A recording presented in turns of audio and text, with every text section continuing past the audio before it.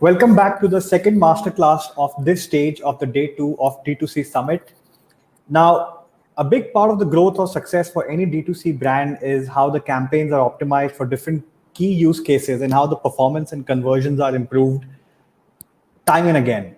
In fact, a lot of folks have their heads spinning around understanding key metrics for user growth, retention strategy, and very importantly, also trying to understand the balance between your own website and app versus the e-commerce marketplaces.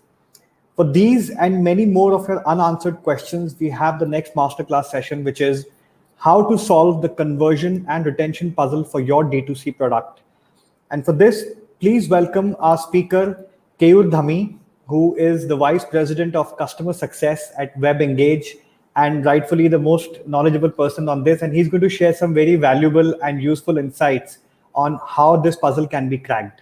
Thank you so much for joining in, Keyur. This is really nice of you. And I want to tell this to all the audience that please keep posting your questions as the masterclass progresses. Keyur will be taking some of your questions during the masterclass after the session also gets over. So please keep them coming. Keyur, the session is all yours. Hey, thanks, Ajit, for the introduction. Hey, folks, good afternoon, everyone, and thanks for joining in. I know this is, just post lunch, I believe, for some of you, but I'll keep it as interactive as possible. As Ajit has mentioned, do feel free to, put in your questions in the chat, and as and when I'll be picking some in the middle and some towards the end of the session, and we'll keep it as interactive as possible. All right. One of the key things that when it comes to retention is that you would be thinking, what is a loyal customer? The way I would put it, and I'll quote Chip Bell over here, is loyal customers are not just those who come back to your site. They don't just simply recommend. They will insist all their friends and families to do business with you, and that's where is the true loyalty. And as a part of this session, we'll be, going through some of these tricks, tips, so to say, on how do you grow your loyal base, at different stages. Now, what we have done in this, entire presentation is break down certain stages of a particular business and look at maturity of a digital ecosystem of any particular brand. So we have, divided the maturity levels into different stages, and then we have taken some examples on how do you move from one stage to another. As a part of this session, you would also see some of the examples that we have taken from different brands. Just to give you a sense on what you can do, what are the different items, different brands have been using to engage their audiences. But in no way they are representation of what stage they are. So please don't quote it in that fashion, but they are given in a way so that you are able to take up some examples, understand what how these different stages come up, and relate to those as well. All right. So we have broken down the stages into four: the egg stage, the caterpillar, the butterfly or imago stage, and fourth, I say it as the nirvana stage, where you see that laughing Buddha. We'll come to that stage, and the idea is how do we collectively move brands from stage one to stage four. So, talking about these growth stages, the idea over here is that we have put in is, how do we formulate a particular solution, align goals and objectives at a particular stage, and measure benchmarks as well at each and every stage. We have given more emphasis towards the first three stages, and we'll also come to the nirvana stage as we have mentioned on the earlier slide.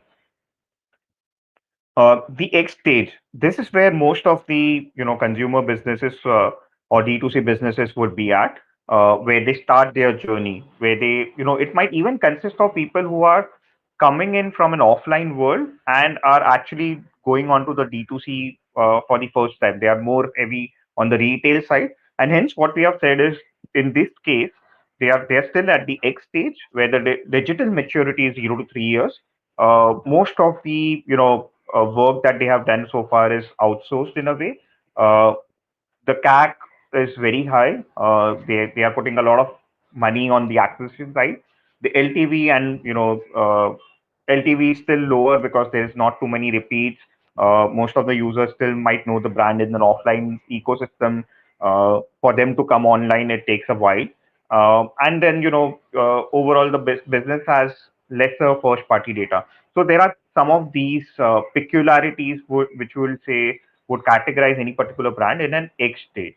Uh, there is also very less channels that you might want to engage on, and it's always discount oriented. So you can see, a representation on a X stage out here where it's very discount oriented, less of analytics. The teams are not very evolved out there, and that's what we'll call a brand in an X stage. Even if you are at an X stage or you are very early, there are very quick wins that someone can do out there. Some of those have been listed, like, very simple use of exit intent notifications, surveys, or even SMS as a channel. You can utilize those to at least engage with your audience. So if you have a discount, there's an example of a discount that has been given out there.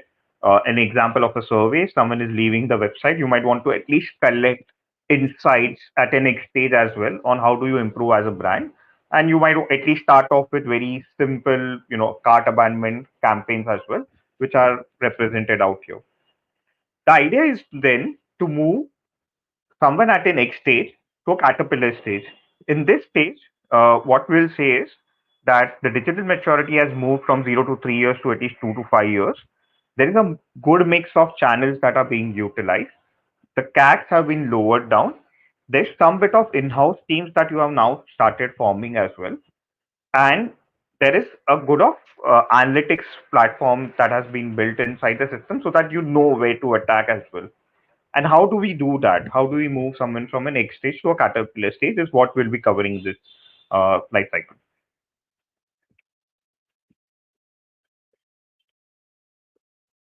So you will see these examples of level 1 and level 2 that's mentioned. Level 1 is the X stage, level 2 is the caterpillar stage.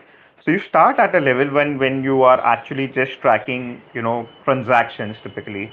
So at max you have geography, you have their name, email, phone number, transactional values as only. Uh, Going forward, as and when you move to an L2 stage or the caterpillar stage out there, you will start tracking more information like their device details, their clickstream information. So what they are doing onto your platform, onto the digital ecosystem, what are those tiny bits and bytes of information that you can capture about a user's behavior is something that you have to lay while you move from your L1 to L2 stage. So that's where you will start having some kind of a single view of a customer being formed. You will also be able to start tracking what's your online sales versus offline sales. What are the kind of devices that are being used? What's the, you might, put in a GA, for example, to, session level details around how many sessions are a person doing, how is repeat traffic going around. So all of these would categorize in terms of tracking and forming a view of a particular customer when you move from L1 to L2. What we have also done is there are these different stages as we move from L1 to L2 to L3. As in when you move to the L3 stage, you will see how this progression happens, how this actually evolves as you move from an L2 to L3 stage as well. All right. One of the key important items when you have to move from an L1 to L2 stage is being able to track anonymous users and convert them into known users. There are different ways you will be able to do that. Like you can, and that contributes towards your first party data, building your own first party data. That's one of the key objectives that I see when anyone enters the digital ecosystem. You would want to build your own base. When we talk about these known users, it might be in the form of lead captures, like their phone numbers, their emails, as well. It can be in the form of newsletters. It can also be in the form of browser push opt-ins while the user still doesn't become a known user. But if there is a low hanging fruit in terms of just an opt-in being given by the user at the right time, you might want to even get an opt-in done over there so that at least you can communicate at least with one channel as an outbound manner. And then wherever there are businesses which have been traditionally been very email heavy, you might want to increase your share of phone numbers or vice versa. So typically you will see that if there are offline brands, who are big on retail, for example, and they have started their digital journey right now, they would have a lot of phone numbers, for instance. So in that case, you might want to increase your email newsletter signups in that manner. You might also want to start looking at preferences of users in terms of where do they prefer communicating from you as a brand, as well as you might want to capture how much, what kind of emailers or what kind of promotions are they interested in as a part of this ecosystem. It's very important that you capture those because you want to engage with the users based on their preferences as opposed to doing a mass blast going forward, and hence the preferences come into picture. We have taken two samples over here. One is an L1 sample and one is an L2 sample, and put it side by side for you to be able to determine what's the difference out there. So in an L1 case, typically, you would just go ahead and push in that there are certain items in your cart, for example. But when it comes to L2, you might even want to recommend certain products as well. So depending on what the user has done, you would put in a picture, an image. You'll in an L1 case, you will still be more generic, just still the product name. You might have just some generic, images being going in, and the coupons that, if at all, you might use out there is very, again, not specific in nature. You are just saying that for a particular category or for all the items up to a certain dollar value or up to a certain rupee value, you will be giving certain percentage discount, for example. When you move towards an L2, you would want to at least make the user feel that you know they are receiving a personalized communication. It's not a generic communication sent to everyone, and you would put in the items that are put onto their cart itself. If it's a cart abandonment, for instance, if it has been a search that has happened, or they have viewed a few products, you might put in a recommendation or similar products or discounted products in that particular category, for instance. So those are some of the examples that you can utilize to engage your audience and send them very specific campaigns. And mind you, I'm not talking about very recommendations which are being spit out from a recommendation engine out here. These recommendations can be very simple. It can be category driven recommendation as well. You might just refresh those recommendations once in 15 days, once in 30 days out there, and you need not have a very sophisticated recommendation engine powering those, because at times you don't have too many SKUs, for example. You might just want to focus on some of your top selling products. So you can come up with some of these simple instances to be able to recommend to your users. Also, we categorize L1 analytics as more as transactional analytics. You would typically distribute your audience into purchasers, non-purchasers, discount seekers based on transactional data. But when you move to an L2 stage, as I mentioned, you will start tracking users and their behavior as well. So you have different level of information like category views, product views, added to cart. You'll have more metadata about that user and their behavior. So one of the key items that anyone who is wanting to move from a X stage to a caterpillar stage is to be able to utilize and use funnel analytics. I would stress a lot on funnel analytics because this is your active funnel. This is the most important funnel for you to convert, because these are the users who have shown intent. They are active on your website, they are active on your app, and they are doing certain items. They are actually checking out those products. So these are the least, lowest hanging fruits that you can actually convert. And the idea would be to run very specific campaigns for each of these stages. I'll just spend another, 2 to 3 minutes on this funnel, which you see on the right. Uh, you see this bottom funnel where the session started, category views, product views, add to cart, and checkout. So there are these different items that the user is doing until they actually convert. The overall conversion in this case is 0.81, which is still lower than the industry standard. Uh, Say 2 to 3%. I would actually expect that most of the businesses should go towards that. And the idea would be to look at what stages, where is the most time being spent, where is the most drop offs that's happening, and run very specific targeted campaigns for each of these stages. So if you see out here, after session started or after category view, there are only 34% users who are actually going and viewing a particular product. So there's one drop off that's happening over there. You might want to run very specific campaigns for category abandonments, so to say.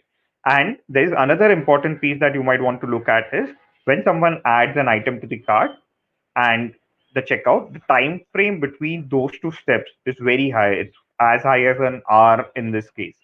So these are not very good signals for this particular brand and this example that we are taking. Using this, you might want to put in some coupons which are very short times, a timer based coupon which can run on the on-site platform itself, or even something like, a web personalization. You might want to just put in a timer with a discount code when someone adds an item to the cart, telling them that, this is very limited time offer. Why don't you use this discount code, for example, to convert? Or you might even want to induce that there are so many people who are already added this particular item in the cart, so you create a FOMO in that case. So using some of these techniques, you want to push the user to actually go ahead and check out, complete the checkout over there.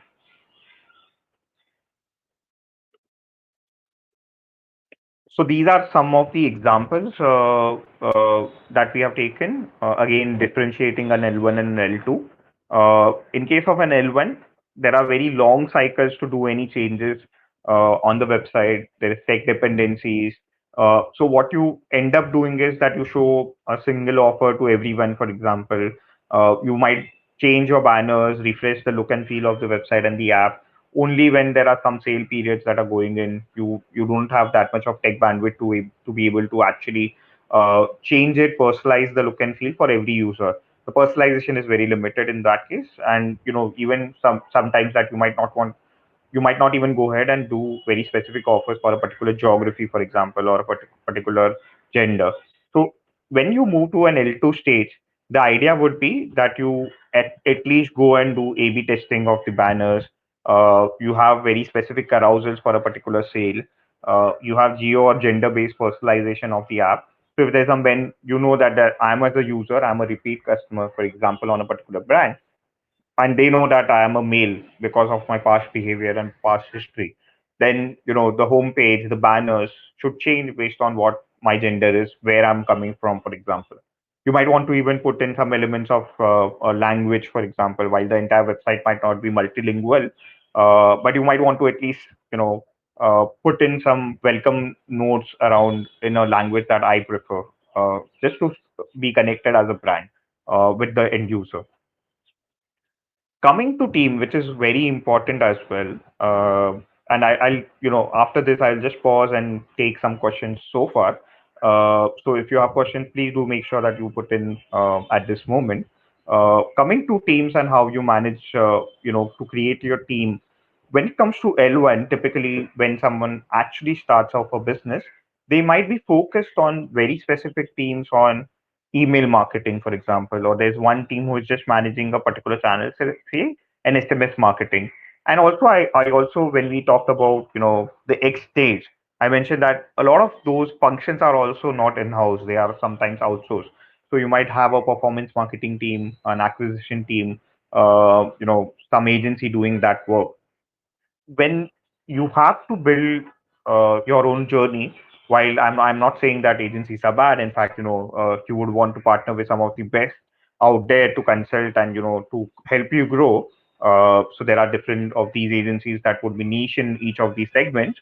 What would also be important is how you build your own team inside. So whenever you are building these internal teams, the notion should be changed from being very channel focused to a goal oriented team. So you might want to have a team who is responsible for making the best of acquisition, for example, be it on paid media, be it on SEO, SEM, or things like those, and they are responsible to lower down your CAC and also look at your first conversion, for example. And then there is a retention focused team, for example, who is responsible to drive repeats from whoever has been acquiring. And the two teams sit together and ensure that there is a good connect between them in terms of telling what has worked for which team. Say your retention team can pass in inputs that the retention on Facebook as a channel has been okay, while as paid has given them a good retention. Why don't you double down on paid as a channel? because my retention has been better out there rather than focusing on Facebook, for instance. So these are examples that I'm quoting out there. And also within the retention team, and as we move to L3, I'll take some of those examples. The idea is not to focus on a channel. The idea is to focus on a life cycle. The idea is to focus on someone looking at analytics and going in depth in analytics, someone looking at retention, going in depth in retention, for example, so that you have teams who are channel agnostic. You don't have too much dependence on a particular channel firing for you, and they have all the channels at their at their hands in order to optimize their conversions going forward. So the idea is to not have very channel focused team, but a skill focused team, I would call it. I'll just take in questions that are there so far.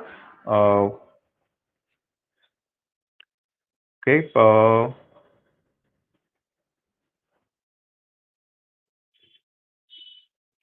Beena has mentioned there are 60 to 70% abandonments at my checkout platform. How do you know where the problem is and what are the possible solutions?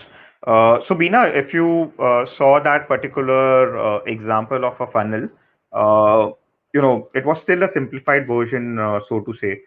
You might want to break down that funnel, just the checkout step in itself, for example, into different stages. Stage one, it can be based on your checkout experience.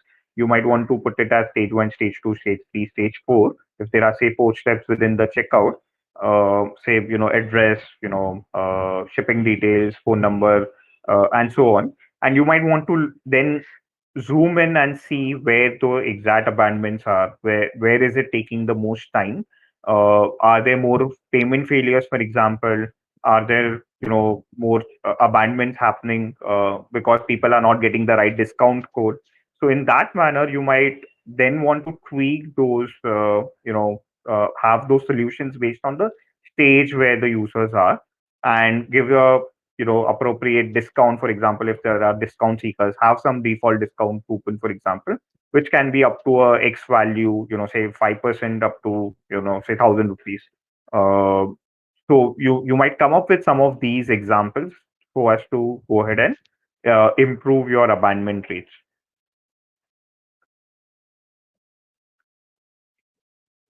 Uh, Okay, I have another good one from Prashant. If it's a subscription-based business, any key factors that we should keep in mind for improving retention amongst customers? Uh, so Prashant, typically when you're talking about subscription businesses, you would definitely want to look at your repeats. How many renewals are happening for a particular subscription, and you might also want to track usage. So typically wherever you are a subscription basis business, you would have some kind of a trial. For example, what is your conversion from trial to conversion, the first conversion, and what is the percentage from first conversion to a repeat subscription, for example. You might want to keep in mind in those cases. And also, I'm covering some parts of RFM. You might want to look at creating some kind of an RFM scoring for people who are within the subscription, so that you would be able to know which are the people who might go off the subscription based on their usage patterns as well. And you might want to make sure that the loyalists are actually referring as well. So we'll take some parts of the RFM going forward in the session, and that might help you improve some of these for your subscription business. uh, Mr. Chandak has mentioned, for capturing relevant data fields, do we need to progress from L1 to L2? Knowing that data is so important, can't we start with L2 or at least graduate to it earlier than wait for 2 years? Definitely, Mr. Chandak, there's, I wouldn't say that you have to actually wait for going from L1 to L2. These years is majorly around maturity. In fact, if you have the right partners, if you have the right consulting, and get the right team and the mindset, I think you can definitely fast track and go from an L1 to L2 stage, say within 3 months or even 6 months of your journey. The idea is that knowing that you need to reach these kind of benchmarks, and knowing that you need to build these kind of teams and being able to actually excel at it.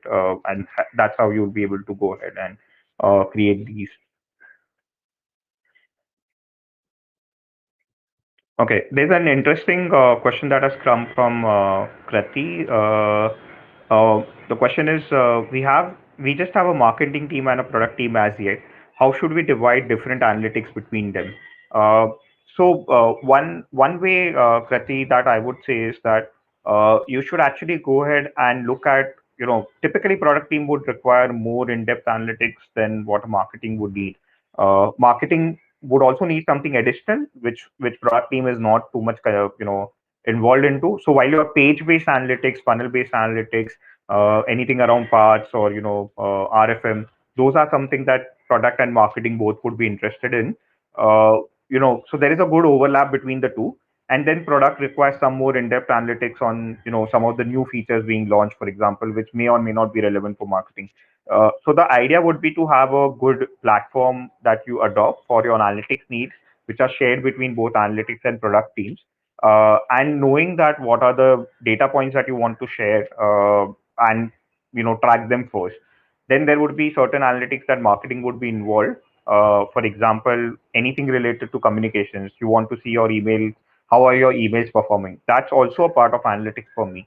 So in that case, those are something that can automatically happen through marketing automation platforms, for example. So most automation platforms, marketing automation platforms that you see in the market would have some level of analytics already being there.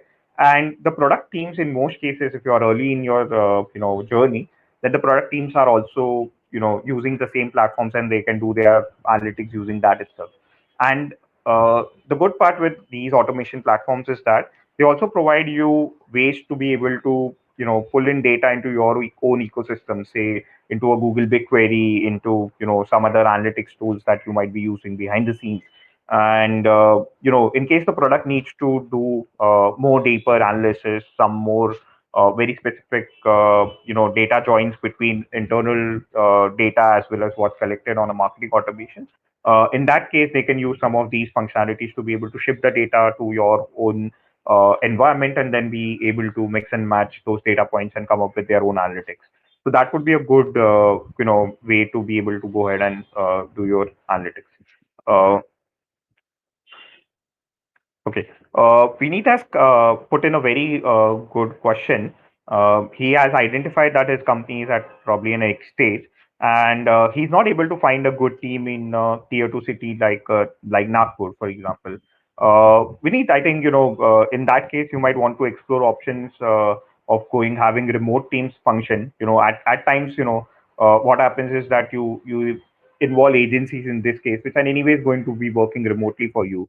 So you might want to look at a good player who has actually seen the industry and let him build a remote team, and at times, once things are better, definitely merge the two teams, your team who is sitting in Nagpur, for example, and have everyone else travel so that they are more closer to the business. Some of these immersion workshops might just work out for you to be able to make them understand the business much more. What are the pain points in a better way. But going remote, at least for the digital ecosystem, should just work out with a mix of having some kind of these immersion workshops with the team. I hope those answers the query. There are a few questions around benchmarks, for example. Uh, say Mr. Jain has asked what should be the trajectory of CAC to LTV ratio as the DTC brands goes from day zero to growth stage. I think it's very subjective what would be a good CAC for you, but in my view everyone should look at profitability. So if your CAC to LTV right now your CAC is higher and the LTV is lower, in that case, the business wouldn't grow ever and you would always be in need of a fresh capital. So depending on what stage you are and, how much runway you have as a business in terms of your own, in terms of money, you wouldn't want to look at profitability to kick in at certain stage. So the idea would be that it should not be too far off. Otherwise, you will always be burning money out there. and based on the runway that you have, you might want to optimize which are the channels which are offering you lower CAC and a good LTV at that stage. Gaurav, there are some questions around benchmarks matrices. Let me just cover it towards the end. I think so far I have covered most of the questions except for Gaurav that you have asked around benchmarks and matrices for early stage companies. Uh, I think once you go towards the end, I think you would see most of those benchmarks are covered in the next slide. While I might not have exactly told that this would cover a particular benchmark or a particular metric, but I've covered some of those analytical stuff within these slides that someone should be using, which would actually help you, create those benchmarks and track those matrices for your business. I'll go back to the presentation.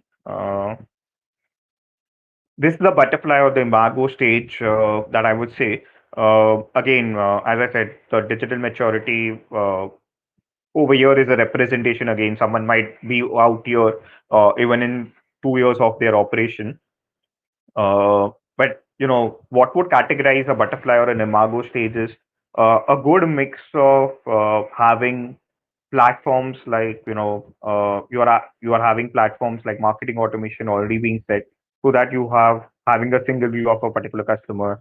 You have some form of personalized experience for every visit of a particular user being created. If you are an online and offline player, you have an integrated omni-channel offering.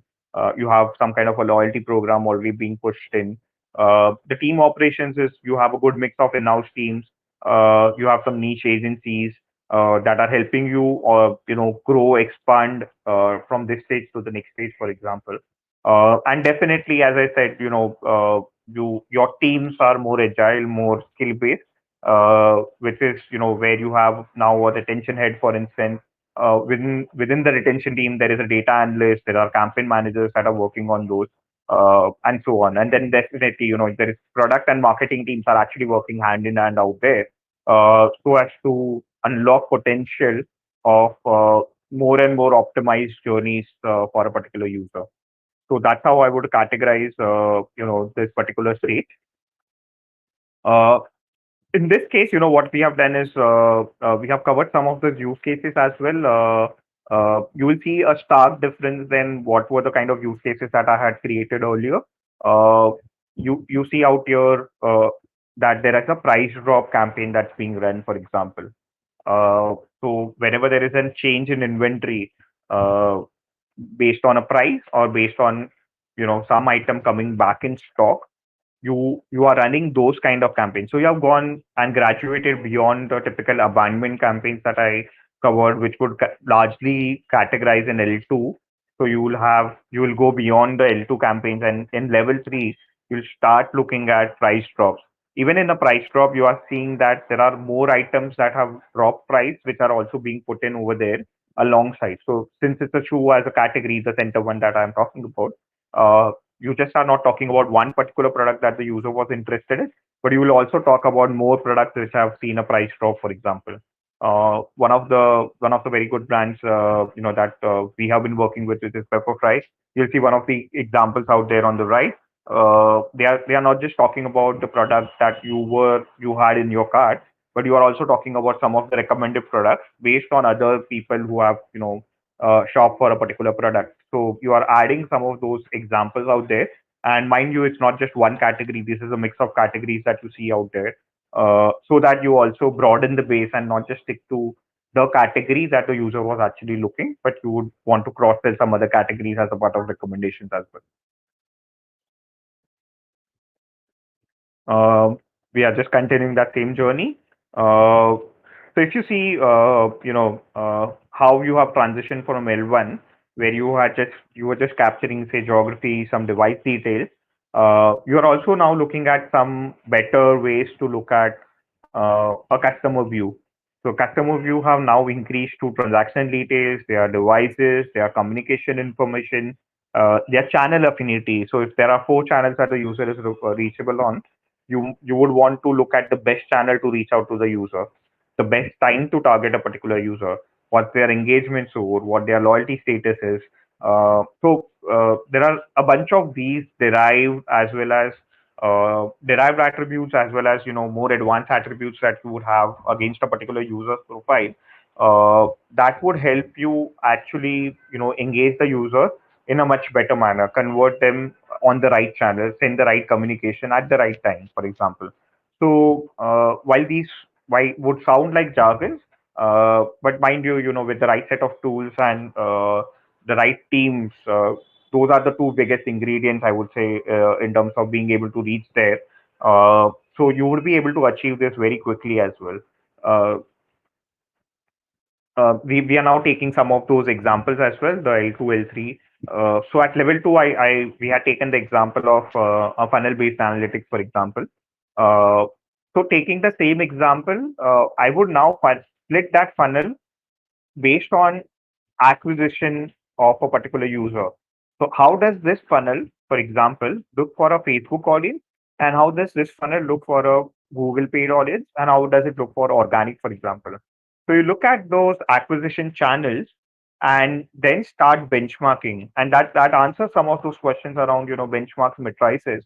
I wouldn't say that there is a single benchmark out there, but the idea is always to push where you are by say a 10% for 3 months or a 15% in another 3 months. That should be a good metrics to start off with. So if your conversion percentage right now is at a 1%, aim for a 1.15, aim for a 1.2% in the next 3 months, for example, and make sure that you look at these across channels, look at the volume channels first and how their conversion is, because whatever you do out there would impact the larger funnel as well.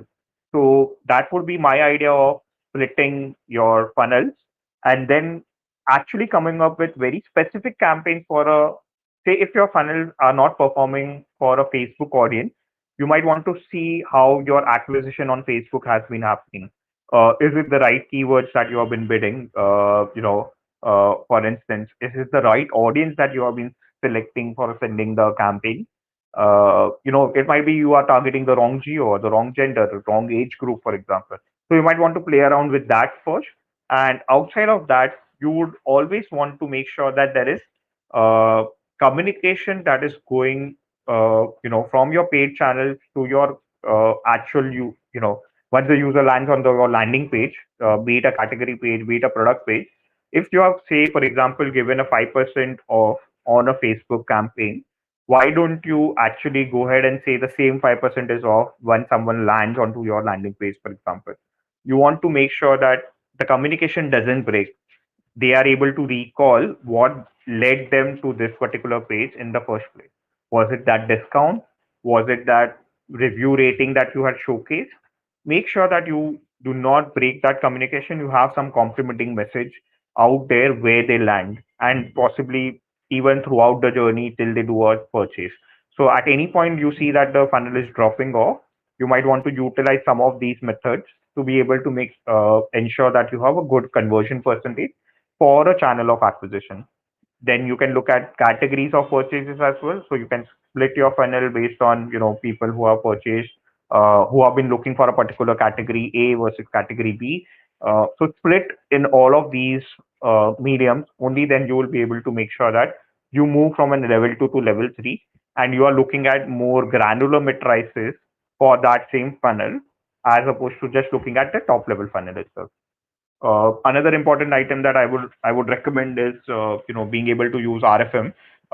In most cases, RFM people take it that it's only for transactions, but just taking the example of the subscription business that another gentleman had asked earlier, the idea in this case would be if your subscription, you might want to use look at what's your key metric to derive a recency and frequency. So forget the monetary. Monetary is all driven through your subscription. So if someone has been subscribed, take that cut and make sure that you look at, say, if your unit of usage is someone placing an uh, if they are in a subscription, they are refilling an item, for example, as a part of that subscription. How many such refills have they ordered? What's the longevity and the time period, the gap between the two orders, for example? So in this case, your monetary wouldn't matter much, but you are looking at the lowest level of item, which is these orders that they are placing as a part of their subscription, or these refills that they are having as a part of their subscription. So you might want to do these RFM based on some of these, and you will automatically know which are your loyalists, for example, which are the people who are, what's the typical average that you see in this, and what's a good percentage at which that clip off happens, say on an average in a month. For example, if there are 10 refills for a particular item that a user is doing, it means that there is a very high possibility that they will go ahead and convert and renew their subscription, as opposed to someone who is below 5. In that case, the subscription repeats drop off to say a 30%. In that case, you might want to make sure that they actually cross that 5 threshold as quickly as possible, so that they actually renew their subscription as well. So depending on these different factors, you might want to build your RFM analysis and engage with your users in that fashion. Definitely not forgetting about repeats and replenishments as well. So you might want to always look at how your repeat behaviors are, and based on those repeat cohorts, do a cohort-based analysis for your purchases, and ensure that you are pushing as many users to repeat, so that your LTV increases on so automatically your CAC to LTV ratio drops at a given point, and you are profitable in that manner. So these are some of the examples that I would take from an analytics standpoint. There are more examples. Those from a feature standpoint, I can say there are parts and there are cohorts, or there are funnels that you or an RFM that someone can do. But it's very important, what do you do with those? Analytics should not just be restricted to checking certain things, and not actually going back to your engagement strategy, changing it, and based on that change, re-evaluating how this whole funnel has changed, for example, or how these RFM cohorts have changed over a period of time. Are actually people moving from, say, an hibernating to actually purchasers and to loyalists, for example? These are the key important things that you have to always look at, and that's the key reason where product analytics can't sit standalone, and marketing analytics can't sit standalone. In most cases, you would have to have an amalgamation of the two coming together and solving some of these product and marketing problems together, rather than looking at it in a standalone basis. Over here, I want to take one of the case studies of Clovia, who are specifically focused on, funnel analytics. So one of the key things that they did as a part of the case is that they looked at the whole abandonment funnel, and this is the answer to the X stage company who had a problem around cart abandoners. This is a very classic example of how we were able to help Clovia actually go ahead and increase their average order value, encourage their cart abandoners to actually complete the purchase. You can check out the entire case study on our website, but this is just a snapshot of it. So in this case, they actually went ahead and looked at the funnels itself very closely, looked at where the drop offs are, what's the average time between the steps, and then ran very specific engagement campaigns for people who were abandoning between the funnel steps. Due to this, there was roughly an 85% uplift, and this is just all attributed to funnels, by the way. So you see an 85% uplift in the overall revenue just by doing the right funnel analytics and coming up with the right engagement strategy. There was 41.5% increase in the CTRs for abandonment cart email notification, 16% increase in CTRs for web push. These two were specifically due to the addition of personalization layers out there. And we ran also very specific communications related to birthdays and anniversaries. That led to an additional 1.3% users doing a purchase. So these are some of the impact that we were able to create by just running funnel analysis, focusing on what the content goes out in the campaigns. And mind you, this is something that you can easily as a brand pick up. These are not very difficult items to be able to achieve if you have the right tools in your kitty.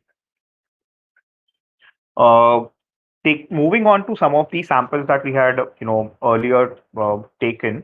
So So we talked about L2, which is largely looking on discounting and some of the offers.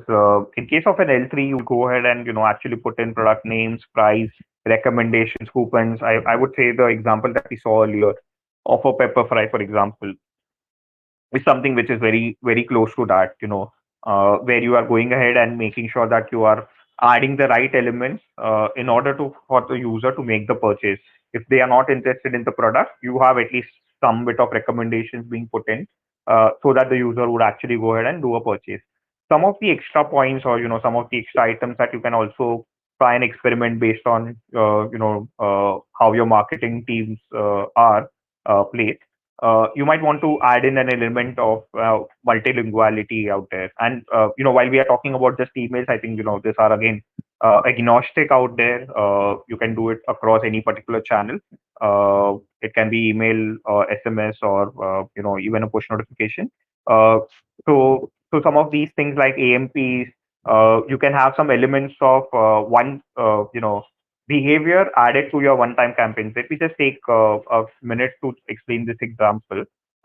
Most of you guys would be, doing a one-time blast campaigns. There is a discount sale happening, for example. So you'll have your discount banner going out.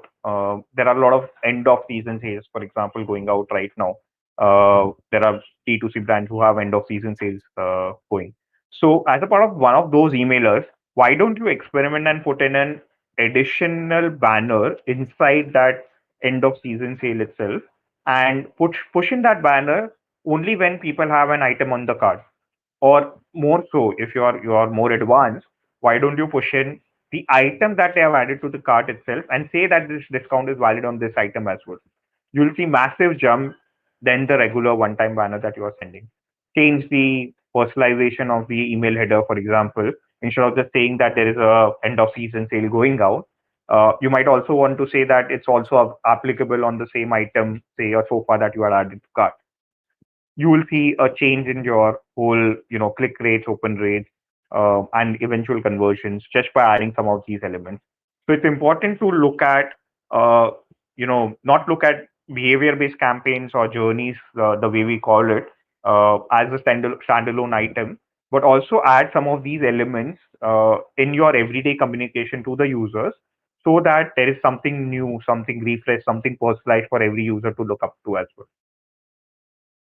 Uh, Going forward, we talked about some of these elements of web and app personalization, like being able to do A/B testing, run some of these personalized banners.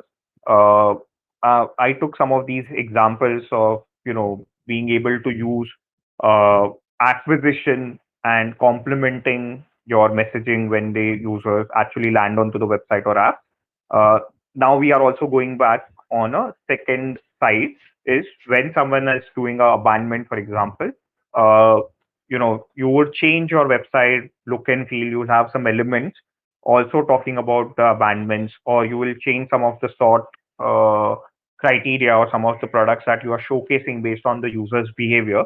So your search algorithms, your things that you showcase on your website and the app should change based on the user's behavior. So that's what I would call an L3 for it, for instance. And then going ahead, don't just stop over there. Retarget the same user on Facebook, Google, add some social proof, add ratings, feedbacks for the users to be able to get convinced that this is the right item that they are choosing. So some of these points take you a long way into the L3 cycle. We took some of those examples as price drop, backing stock in the earlier. Uh, Outside of these inventory-based campaigns, you might want to look at persona-based campaigns, and the personas are more evolved using some kind of an RFM, analysis that you have done, or it can be also be based on their channel affinity, their category affinity, and so on. Then there is loyalty, gamification, that elements that you can always put in. Uh, One of the key things that we always, don't think of while we are actually communicating with the users is that the user is not just an end user who's a shopper. They are also need to be trained. So I've seen some of these brands like MyGlam that we have worked with also spend a lot of time in terms of educating, coming up with the right content, blog articles, how to use a particular product. One other quick example that I can take is of a brand like First Cry, who has a specific community-based engagement called as First Cry Parenting. So some of these elements are also for your users to spend more time with your own brand, feel connected, and definitely they will go ahead and shop. So some of these community elements are something that you can look at and put in subtle nudges of web personalization, app personalization in those, which would also take them to the product pages as well. And that's how you actually build a lower CAC engine. You build these articles, which will help you on SEO, SEM campaigns, and then slowly that set of users will go on to their active funnel as well in terms of purchase. Now coming on to the Nirvana stage. Sorry for the problem in this slide. It's reading a bit, but I'll just help you. You are already profitable. You have a higher LTV as opposed to CAC. You have a good repeat percentage. You are already working on different channels. Those are optimized. You have a team and an engine set up, which can quickly refresh content as well. Uh, your product and marketing operations, talk to each other. They speak coherently to the users across different channels. That to me is nirvana. Where you are seeking feedback from the customer, always looking for more opportunities to optimize, and you are still covered most of your base, and then you look for better channels to engage, newer channels to engage. It can be a channel, it can be influencer marketing, it can be something else altogether, but your base is set. So if you get a user in, you can predictably convert that user out based on any channel that the user is coming in. You have those teams and the right ethos to be able to push the teams across in that case as well. We have a set of use case gallery ahead, but in the interest of time, we have another 10 minutes. I'll go back to questions, and then if we have time again, we'll come back and take things out there. Okay, coming back to questions. Okay. Bhagyashri has asked, what is a good attribution model and attribution window for an FMCG brand? Uh, Bhagyashri, you might want to just, take a look at your funnel. Typically, what's the timeline that user takes in terms of, from an email click, for example, to someone actually doing a transaction complete. What's that time window right now? And you might want to stick around to your averages or somewhere higher from an attribution window. And with respect to attribution window, I will also want to project that in most cases you will look at those attribution windows not in standalone, but it will be channel specific. Your push, your web push, those channels would have a lot lesser attribution time window as opposed to an email campaign where the users would take a look at it at ease and then actually convert as well. From an attribution model standpoint, we typically suggest deepest first and then latest. So if there is depth, if there is a click that has happened, then I will attribute it to that particular channel if it's within the time window. And definitely I will attribute it to only one campaign as opposed to multiple. You might want to just go ahead and read up on the attribution that WebEngage uses. I feel that model has suited the most for any of our D2C brands that we have been working with. Uh, Okay. Another question from Ayush, which has come in: how to solve data discrepancy problem while syncing multiple platforms? Multiple platforms attribute and handshake differently. Ayush, typically, you would want to look at one common platform for your attribution. When it comes to how do you attribute it to a campaign? It can be a GA, it can be your marketing automation platform. The idea is to always look at one so that you don't get confused and with different attributions being done from different platforms. With respect to sync, I think there are platforms like WebEngage who would help you sync data into the platform from multiple sources, and they will take care. Like you have better CDP engines. We have a CDP layer, for example, and there are also very specific CDP platforms out there in the market which will help you sync data from different sources and have a single view being created. So in that way, the handshake is easy, and definitely, you should choose tools which are able to communicate with the other set of tools that you are already using. So any new tool that you're getting in, make sure that the handshake is easy. Typically most of these platforms work very well in terms of Android, iOS, web, and APIs as platforms. They are open in nature, so you might want to choose it accordingly. Prashant has come up with a very nice question. What are the initial key hires in analytics that a D2C brand should do?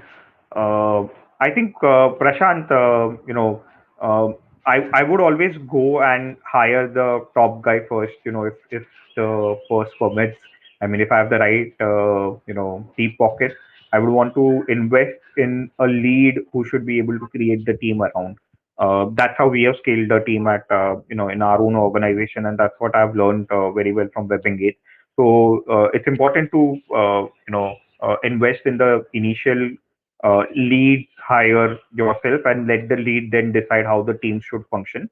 With respect to analytics, you should look at people who have been there, done that, for another brand in a similar shape, and at different stages of your, when you move from L1 to L2 and L2 to L3, it might so happen that your team has to evolve as well, and not everyone who has been your initial hire would be someone that you would look after and look up to take you to, say, if you are at an L1, for example, your L1 hire might not be relevant at an L3 stage unless they are able to also adapt and change towards the L3 stage.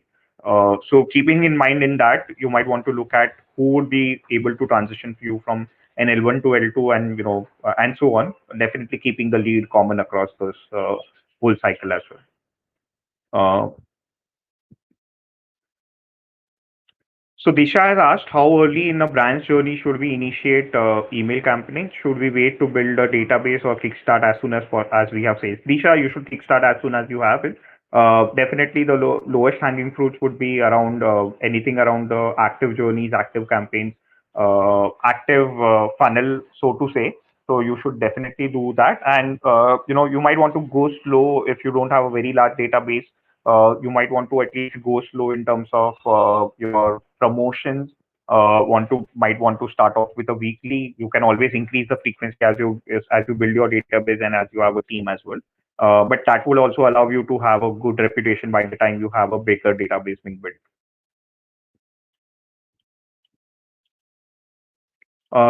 Yeah, there's a question around Shopify as a platform from Sarah.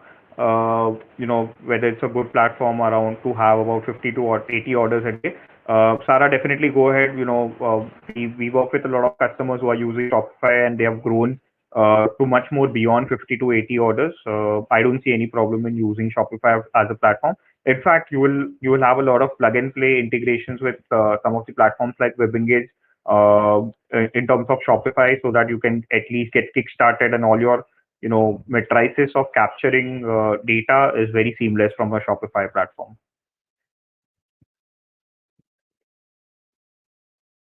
Uh, Kinshuk has asked around, the important tools and software a young brand must use for analytics and automation. Kinshuk, you can go ahead with, one of the marketing automation platform itself to start off, along with a GA, for example. I think those two should help you at least scale across different, different sizes. Add in some elements of a good, from an acquisition standpoint, you will definitely have to invest on some more platforms as well. It can be an agency as well, but that would be a good mixture to start off with. As you grow, you don't have to worry up from a scaling factor in that case. Rahul has asked another interesting question around what is the right time to adopt a marketing automation platform as the organization matures digitally. Actually, we have a video coming up from Maratha founder as well. And he has mentioned himself categorically that, the early you are, the easier it is to actually adopt a platform, as opposed to someone actually going ahead in their journey and then adopting it. It's you have already then set tools and other things. So the early to adopt, it's better because then your retention engine has already kicked in, and all you need to focus on is better, users coming in. Focus on your CAC in such a way that you have more users coming in at a lower CAC value, and your automation automatically kicks in from that standpoint. Ria has asked another question around we don't have enough resources for personalization of offers based on cohorts. Should we focus more on conversion or retention on the D2C platform? Conversion and retention, Ria, would go hand in hand. In case you do not have too many resources to build personalization or based on cohorts, you can at least go and make sure that it is personalized to a good level rather than having no personalization at all. And again, stressing on the fact that automation platforms would help you personalize and then improve your personalization as you mature as well. So it's important to have the right tools, knowing that as you grow, you would be able to then focus on doing that rather than changing tools at a later stage. Saurabh has asked things around RFM. Saurabh, I will just request you to go ahead and just utilize one of the WebEngage resources around RFM. You can just type in RFM and WebEngage. You should be reaching a knowledge base that has enough information around that as well.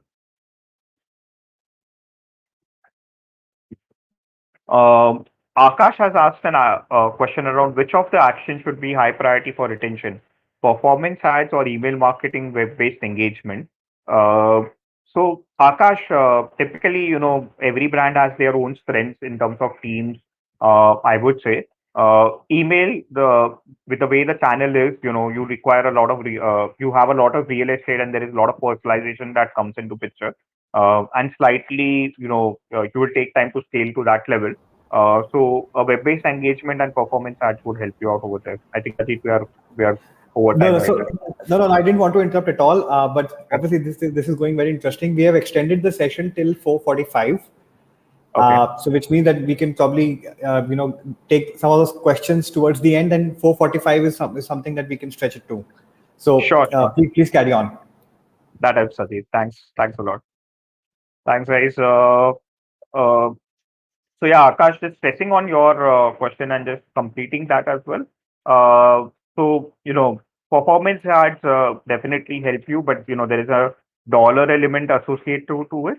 So as opposed to that, a web-based engagement or retention or channels like push notification or a web push, for example, are easier to attain as well, easier to personalize as well. And while your base is also limited to your own first party data or something that you have collected, as opposed to an ads, for example, where you can still reach out to a larger audience. So you will have that mix out there. But using some of these channels, as I mentioned, around push, web push, and SMS, are much easier to set up, much easier to scale, as opposed to something like an email marketing. For instance, ads, definitely you are if you are already into the acquisition side, you already have a team who is doing ads. All it needs is that you have the right ways to be able to plug in your retention output to an ad based section and then be able to retarget those users again.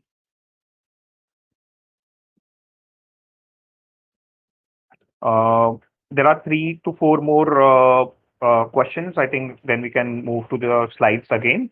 Shashank has asked, as a brand at an X stage and being an offline brand going online, containing a high percentage of mobile numbers versus email, would you recommend performance ads first and emails in the caterpillar stage? Uh, Shashank, definitely, if you have more phone numbers, for example, then you might want to you might come up with some of these innovative ideas to even seed emails. You might want to just give a coupon to a user who drops an email. So I wouldn't say that you would want to at least go on performance ads first just because you don't have email. But emails is much as a brand you would be able to express much easily over emails as opposed to and it's much cheaper. It's almost 1/10 the price or even lower for instance on an email as opposed to a phone number. But in case you as a brand have better pockets in terms of your engagement, then you might also want to look at WhatsApp as a channel as opposed to going on email. So WhatsApp still gives you a good degree of being able to use some elements of images, videos to be able to engage with the brand, subject to the terms and conditions that WhatsApp has now allowed in terms of promotions. But I think those are also opening up. So those are other elements that you can look alongside performance ads. as opposed to just focusing on email. But side by side, I would always expect you to keep seeding. You might want to keep increasing your reach uh, for a particular user. The more channels you have to engage, the easier is it for you to convert. The easier is it for you to imprint that message across different channels, so that your conversion percentage goes up as and when you do that. Deepak has asked a question: can one integrate your platform with Shopify? Definitely, Deepak. We have kind of plug and play integration for Shopify. We have a partner as well who works with us to get this up and running. It takes hardly 15 to 20 days at max to get the Shopify integrations up and running in our case. Um, all right. I think that answers most of the questions. If there are more questions, possibly I'll try and address those. But in the meantime, we have another 10 minutes. I'll go over the PPT. There are some beautiful use cases laid out over there, which you can definitely adopt for your own brand as well. Some of these examples are heavy discount campaigns. There are again different channels. You see one of the Clovia examples that they are doing a payday sale, which is typically in and around the first 4 5 days of a particular month, where you are running payday campaigns and a sale during that time period. This example is of a web push, by the way, which is also using an image out there. Um, and the flash sale example from Maratha that you see talking about a flash sale that's coming up. Uh, I'll take some of these examples with personalization. Again, different channels that you are seeing. You are seeing some email, which is again email, which is adapting to mobile. I forgot about talking about being mobile first.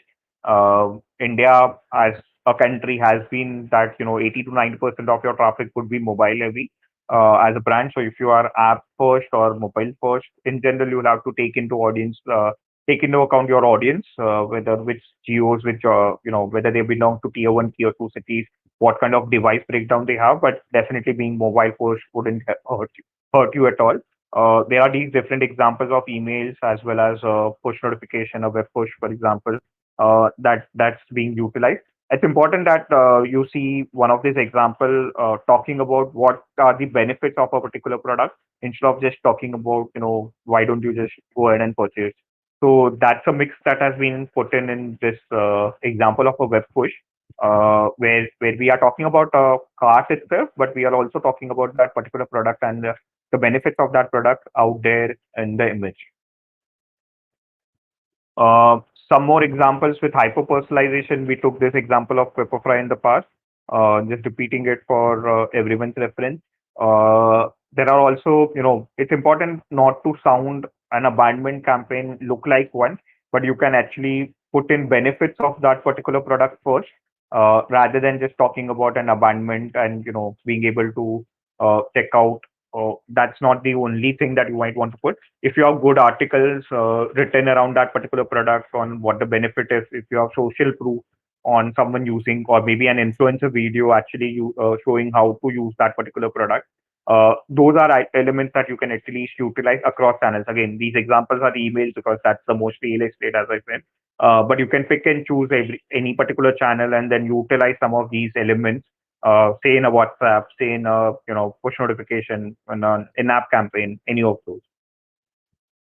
A birthday, making birthday feel very special. These are also the right things to do. Just extending the birthday campaign, you can look at anniversary campaigns. It can be an anniversary of a particular user, or it can be the time that they spend with you as a brand. When did they first sign up? You might want to, make them recollect that they signed up 1 year ago and just thank them being a loyal customer, send them a greeting. For your loyalists, definitely go all the way forward, even send the actual physical cake, for instance. They will love it, and that's what brands have to do going forward in order to retain their loyal base as well. They want to make them feel special. They are hardly 2 to 5% of your audience, and at a very small volume as well. It wouldn't hurt you to go that extra mile, or even give them a personal call, a handwritten note, on their anniversary with your particular brand. So some of these milestones and celebration of these milestones are very important, and they go a very long way in building your loyal base as well. Some other examples out there in terms of cross sell using on site. Uh, one of these example I love is being able to play a video or having some of these elements in the product pages itself. So instead of just adding photos or adding more text, you might want to play around and put in some of these example videos on how to utilize the product or how it has helped some particular user, an influencer talking about it. All of those can be combined so that you have a better way to sell to that particular user. And you see these across different elements, web push, an email, an on-site, all of those running in together for you. Definitely, as a D2C brand, you have to focus on replenishment. And we have put in some of these examples out here on how you go ahead and actually promote replenishment. You might want to talk about restocking. You might want to talk about that particular, and these are very cohort driven, by the way. You might want to look at a particular category and how much does it last. If you are into say a beauty product, depending on the consumption, the buying pattern in the past, you have to come up with very specific repeat behaviors and replenishment behaviors for each of the SKU. If not at an SKU level, if you are still not mature as a business, you might want to just go at category level and make sure that that this particular product should be resold in say a month. In certain examples, it might be 3 months or 6 months, depending on the kind of product. But it's important to go ahead and do those very early on as opposed to relying on at a later stage. Because remember, if you lose a customer and their interest, they're already gone and we have become loyal to some other brand. So it's important to make sure that you take that early feedback to send those replenishment campaigns to the user so that they keep engaged with your particular brand. Dormant users, kind of different levels of miscue campaigns that you see, added with some kind of element of a discount, for example. If you're sending it to a discount seeker group based on RFM, you might want to use a discount coupon code as a part of that. Or if it's a loyalist, you might want to actually go ahead and call instead of just doing a miscue campaign over one of the channels as well. So depending on how important the user is, what's their CAC, what's their LTV so far with the brand, you might want to have different varieties of these campaigns across different channels, including very personalized notes going out to the users, which are loyalists for you. Last but not least, I would just want to take a FirstCry case study out there. They are one of our champion customers as well. As I said, they use it for parenting as well as parenting engagement as well as their online engagement around brands. Different kinds of goals. We have just covered some of these in the public case study available out there. The goal was very simple to increase the number of orders placed. Go ahead and drive repeat, increase the average order value. Some of those, again, over here also we have used funnel analytics. We have used some of these cohort-based campaigns, as I talked about, the replenishment campaigns for, restocking diapers, for example, as a category. So all of those have come in case of FirstCry. The effect on by using marketing automation with FirstCry has been that they have seen 120% uplift in the number of orders placed by abandoners. That's the impact that abandoners can create on your business, by the way. If you use it right, the right channels and the right mix of content across these channels, a 99 or almost 100% uplift in the revenue generated through these cross-sell campaigns itself. So we are just talking about someone who is buying, say, a diaper, cross-selling them fashion products, someone, who has bought a stroller, cross-selling them certain other items out there, and so on. So those are the impacts. And 400% uplift in repeat orders placed. So that's the impact that automation can bring into your life. And the idea is to make you reach the nirvana stage as quickly as possible. As I said, these L1, L2, L3 stages are again representation based on digital maturity, as I say. But it's not something that you can't reach, quickly in the life cycle as well if you have the right tools and the right team. Yeah, thanks a lot, team. I think we have covered most of it from a slide standpoint. I don't think we have more questions. Ajit, have I missed any? No, I think we've covered most of the questions. I mean, there were a lot of comments, and it was a very insightful session, and we were happy to extend it. But what you shared is very, very useful and valuable. With retention already such a big hurdle for brands and companies today. So what you shared in the masterclass is very, very helpful, and I especially and personally love the part that you broke this puzzle down into various stages, and that too with use cases, with samples and references and some real numbers. And I think that is what makes it so much easier for everyone in the community to understand and appreciate what you're trying to say here. This was surely a very, very insightful and in a very intelligent way for brands to look into how they can counter and overcome some of these hurdles. Thank you for your time again. Thank you all the community members, the audience. We had comments and questions pouring in. We had limited time, but we'll find more opportunities to have these interactions and discussions again with the audience. But thanks for joining in, and we really, really appreciate your time here. Hey, thanks audience as well. You have been wonderful. I love the questions coming in, and as and when I've been a part of the earlier D2C summit as well. The questions this time around, I'm sure people have been maturing, and it's good to see the whole ecosystem mature as a whole. And Yeah. us doing our bit as well, being an automation tool, being able to contribute back to the society. It's always good to be here. Thanks, Ajit, for inviting. Thank you so much, Keyur. Thanks a lot. To all the audience members who are still tuned in, please take a quick break. There are other sessions that are going on, and we would like to join us back at 6 p.m. for our last session of the day 2 of the D2C summit, which is how VCs value the D2C startups. We're also probably going to bring some of you live at the end of the conference, and would love to hear from you and what your experience and what your learning was from the D2C summit. Stay tuned, keep sending your comments and questions, and stay engaged on the social media. We were trending on Twitter sometime back, which is great. You all have been very, very amazing. Keep this alive. We have a few more hours to go, and we'll see you in a bit. Thank you so much.